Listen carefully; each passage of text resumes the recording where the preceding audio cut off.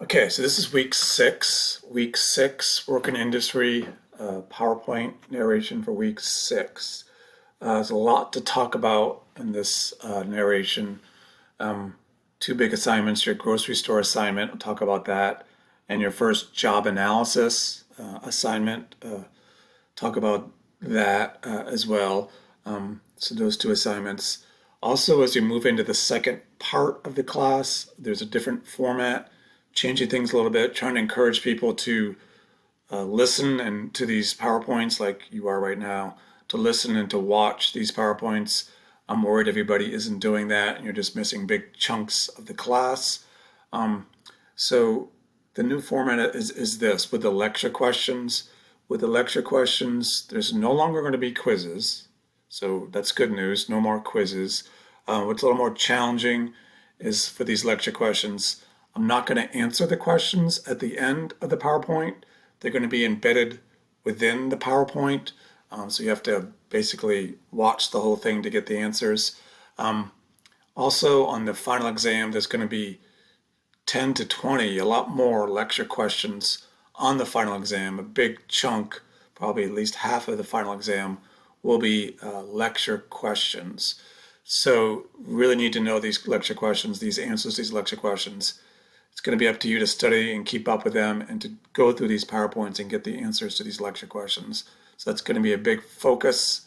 The second part, watching these narrations, getting those lecture questions answers. Okay, so let's kind of move on here. There's the lecture questions. Okay, this first part is on these functional capacity evaluations, or FCEs. A lot of OTs are really into these, especially OTs that are working in ergonomics and work hardening, as we'll talk about later on. You need to get trained to do this. You need to get certified. It's quite involved. It's not cheap either. It's usually a 2-day event to do it, to get certified.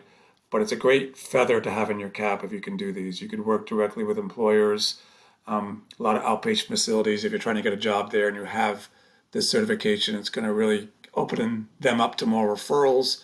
If you're thinking of starting your own practice, it'd be an essential kind of thing. So it's a cool thing to kind of think about. Basically, what it is, it's being trained how to do this very standardized, objective assessment of worker abilities. Are they ready to go back to work or not? It's kind of what it helps determine in a very objective way. And it's used by a lot of different people, definitely employers around jobs, a lot of lawyers too, especially involved in workers' compensation cases. There's a case manager involved, usually there is with workers' comp. That this would be something you'd have to do to see if they're ready to go back to work or not. Insurances helps determine disability status. Is somebody disabled or not disabled?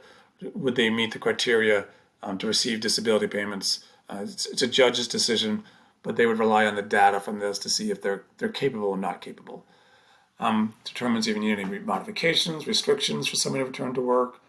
And it's very much focused on their ability, a very objective way of determining their ability. And ability is different than desire. So it really focuses on what they're capable of doing versus what they may want to do or not want to do. When we talk about a job, somebody may not want to go back to the job. They might want to stay on workers' comp.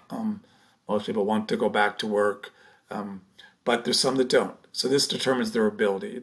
It's certain questions and tests that can figure out if they're faking or not. So this is kind of answering that question too about consistent effort. Consistent effort is a big part of these FCEs because it's not really reliable or meaningful at all or useful unless they're giving that consistent effort.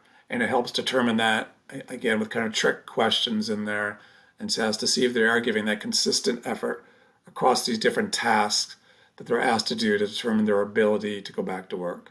Usually, as you can see with these images, a lot of heavy equipment that's involved in doing these FCEs as well.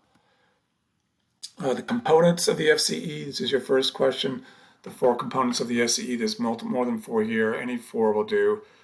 There's a referral process, an initial intake or structured interview, musculoskeletal evaluation, functional testing, interpreting the results, and reporting the results, all in a very standardized kind of format.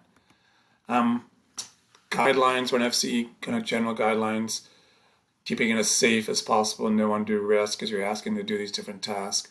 That it's reliable, consistent performance over time between raters. Utility, it meets the needs of people that need it, the employers, the payers, that so to speak. Is it valid? Has good content validity, involving professional judgment on the degree to which tests measure job demands. It can involve job analysis and worker simulation, but that's kind of a different thing. This is more on just their ability to perform a job, not so much the requirements of a particular job. The requirements and tasks involved of a particular job is more job analysis. FCEs more just worker ability. Practicality tasks must be reasonably easy to administer. Need to reflect consistency of effort. That's what we talked about. It's very important to get that consistent. As a therapist, as you're having them do this, you want to see that consistent effort and determine that they're doing that to make sure that it's valid. Degrees of complexity can be job specific or non-jobs. We kind of talked about that. These are kind of the physical things that it's assessing. All the things that are involved in pretty much any kind of job around sitting, standing, walking, balancing, crawling, climbing, kneeling, all these different things that are involved in jobs. It assesses that, how much ability they have, and then you can see, the employer can see, okay, they're ready to go back to work, or they're just not ready yet.